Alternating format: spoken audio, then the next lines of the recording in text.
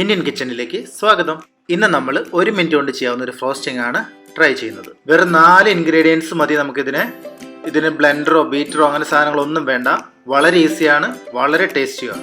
വെള്ളം എടുക്കുമ്പോൾ തിളച്ച വെള്ളം ഒഴിക്കണം, അത് പ്രത്യേകം ശ്രദ്ധിക്കണം. അതിനുശേഷം നമ്മളെല്ലാം കൂടി ഒരു ബോളിലേക്ക് ഇട്ടിട്ട് ഇതുപോലെ ബീറ്റ് ചെയ്തെടുക്കുന്നു. ഒരു ഹാൻഡ് വിസ്ക് ഉണ്ടെങ്കിൽ നമുക്കത് യൂസ് ചെയ്യാം, അതല്ലെങ്കിൽ ഒരു ഫോർക്കോ അങ്ങനെ എന്തെങ്കിലും മതി. നന്നായിട്ട് മിക്സ് ചെയ്യുക. ഒരു സിൽക്കി സ്മൂത്ത്നെസ് വരണതിന് ഒരു 2-3-4 മിനിറ്റ്സ് വേണ്ടി വരും.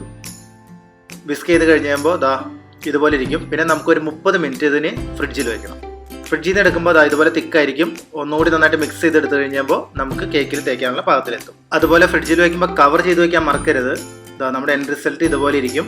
നമുക്കിതിനൊരു കേക്കിൽ തേച്ച് കൊടുക്കാം. ഇതൊരു 5 മിനിറ്റ്സ് കൊണ്ട് നമ്മൾ ഉണ്ടാക്കിയ കേക്കാണ്. അതിൻ്റെ റെസിപ്പിയും ഡിസ്ക്രിപ്ഷനിൽ കൊടുത്തിട്ടുണ്ട്, മസ്റ്റായിട്ട് കാണണം. നോ ബേക്ക് കേക്കാണ്. അപ്പോൾ thank you for watching. Happy cooking and എല്ലാവരും സബ്സ്ക്രൈബ് ചെയ്യുക.